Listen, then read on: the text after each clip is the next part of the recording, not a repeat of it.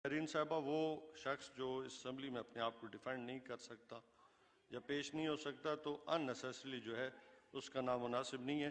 तो thank you very much जी। जनाब doctor Mohammad Afzal Khan डांडला साहब जी।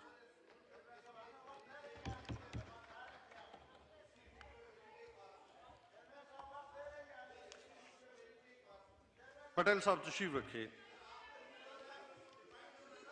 जी। डॉक्टर मोहम्मद अफजल खान डांडला साहब।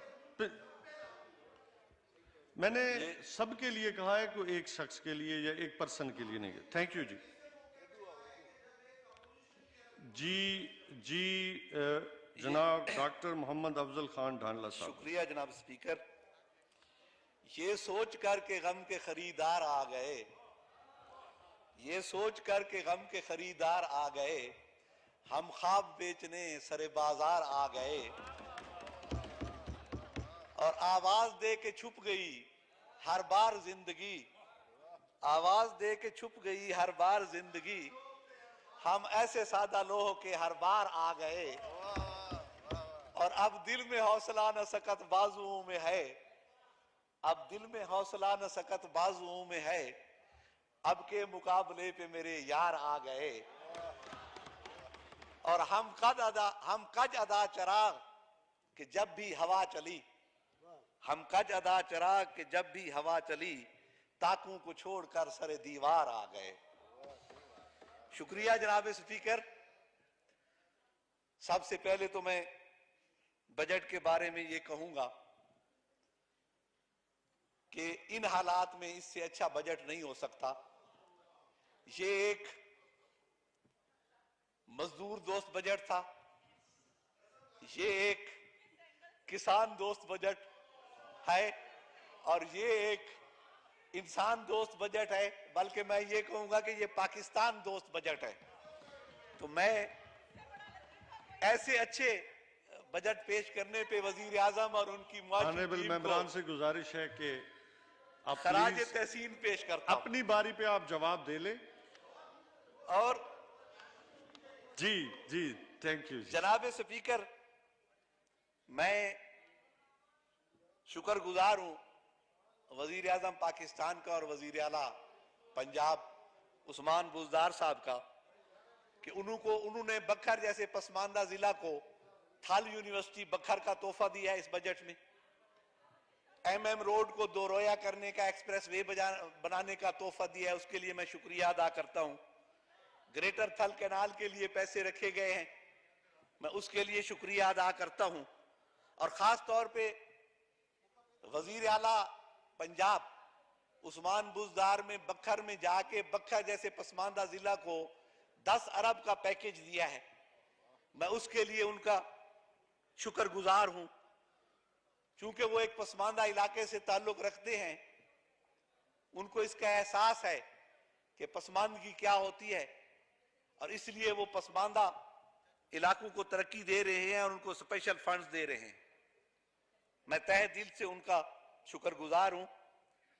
लेकिन चूंकि मसाइल बहुत ज्यादा हैं और बकौल सरेकी शहर के तू वसदे सावण दिवांग मैं ते हमेश वसदा रिहा है जानी, तू वसदे सावण दिवांग मैं ते हमेश वसदा रिहा है जानी, मैं में तसा तो मेरी किस्मत है मेरा अपना मिजाज थलदा। चूंकि मैं थल से ताल्लुक रखता हूं तो बहुत सी प्यास है वहां डेवलपमेंट की अभी। और एक जो मैं गुजारिश करूंगा कि 2012 में उस वक्त के खादिम आला पंजाब जनाब शहबाज शरीफ साहब ने बखर में थल मेडिकल कॉलेज बनाने का वादा किया था और ऐलान भी किया था। उस पे कुछ काम हुआ था, लेकिन वो फिर जैसे ब्यूरोक्रेसी का सुर्ख फीता है उसका शिकार हुआ और अभी तक वो वादा तशना तकमील है। मैं गुजारिश करूंगा इस गवर्नमेंट से कि वो जो थल मेडिकल कॉलेज का ऐलान था वो जरूर बखर में बनाया जाए, क्योंकि उसके साथ एक टीचिंग हॉस्पिटल बनेगी और बखर के आसपास कोई भी टीचिंग हॉस्पिटल 200-250 किलोमीटर से कम फासले पे नहीं है। और मरीजों को इलाज के लिए दूर दराज जाना पड़ता है और इमरजेंसी मरीजों की कई बार रास्ते में डेथ हो जाती है।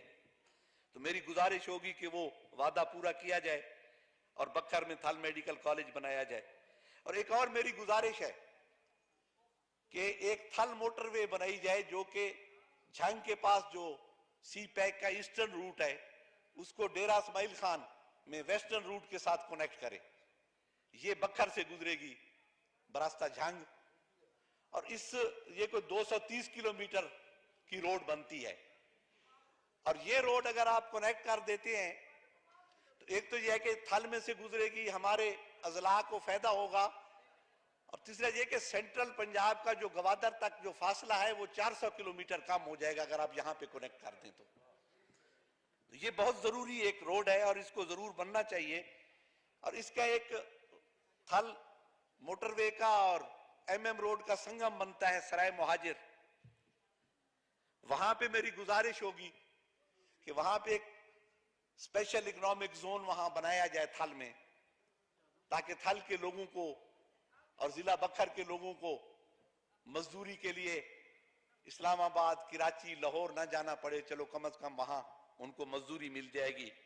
थल की हमारी बहुत सी जमीनें बाहर के लोगों को अलाट की गई हैं, चलो एक कंपनसेशन मिल जाएगी थल के लोगों को कि वहां एक फ्री इकोनॉमिक जोन बन जाएगा, इंडस्ट्री लग जाएगी और उनको एक रोजगार का मौका मिलेगा वहां पे।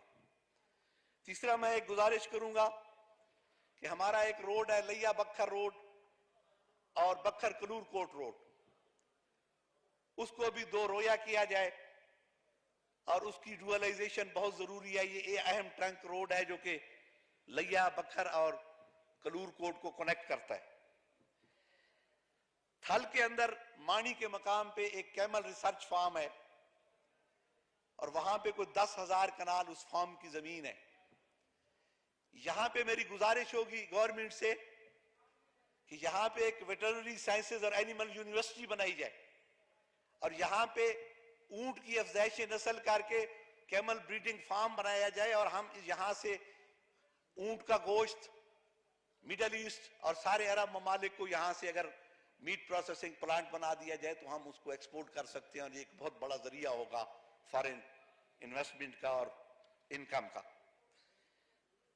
तीसरा मैं ये गुजारिश करूंगा कि थल के अंदर बहुत सी जमीनें बाहर के लोगों को अलाट की गई हैं। अब जो थल के अंदर सरकारी जमीन पड़ी है वो वहां थल के बेजमीन काश्तकार को अलाट की जाए ताकि वो वहां से अपना रोजगार कमा सके। एक और मेरी गुजारिश होगी कि दरियाए सिंध पे बक्खर जो दरियाए सिंध का जो ईस्टर्न किनारा है, मशरकी किनारा, उस पे एक फ्लड प्रोटेक्शन बंद बना हुआ है जो कि 2/3 मुकम्मल हो चुका है और 1/3 रहता है। मेरी गुजारिश है कि उसको मुकम्मल किया जाए और उसके ऊपर एक रोड, डबल रोड बनाई जाए ताकि जो कच्चे का इलाका है वो सारी बेल्ट जो दरियाए सिंध की बेल्ट है वो शुगर केन ग्रोइंग एरिया है, वहां पे कसरत से गन्ना पैदा होता है और वो गन्ना उस रोड के जरिए मिलों तक पहुंच जाएगा और शहरों से क्रॉस नहीं करना पड़ेगा। और मैं अब एक खास गुजारिश है उन लोगों की आवाज, थल के काश्तकार की आवाज, जिसके लिए मैं हमेशा हर तकरीर में गुजारिश करता रहा हूं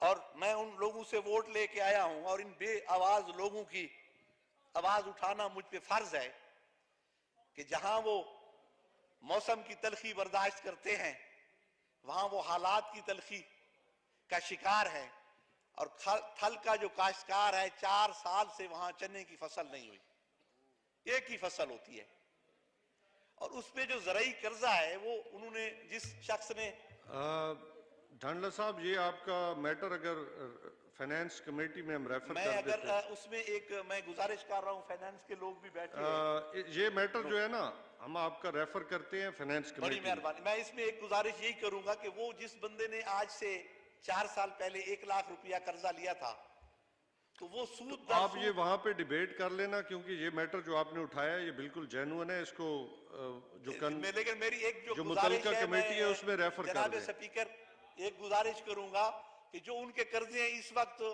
ज़राई बैंक के जो MCOs हैं उनके पीछे भाग रहे हैं कि कर्जा जमा करवाओ।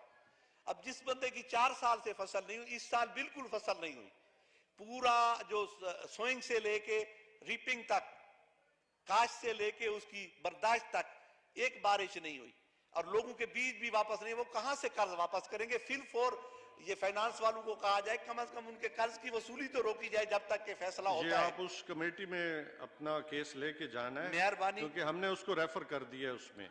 तो मेरी गुजारिश है कि ये आपकी बड़ी मेहरबानी, और मैं वजीर आजम पाकिस्तान से गुजारिश करूंगा, मैं एहसास प्रोग्राम की जो हमारी इंचार्ज हैं, क्योंकि 200-300 अरब रुपया एहसास प्रोग्राम में रखा गया है, अगर 1-1.5 अरब इन मफलूकुल हाल किसानों का कर्ज उतारने के लिए वहां से दे दिया जाएगा, तो मैं तो भीख मांगता हूं आपके सामने हाथ जोड़ के, बल्कि झोली फैला के गवर्नमेंट से उन बेआवाज लोगों के लिए कि लोग खुदकुशियां करने पे मजबूर ना हो।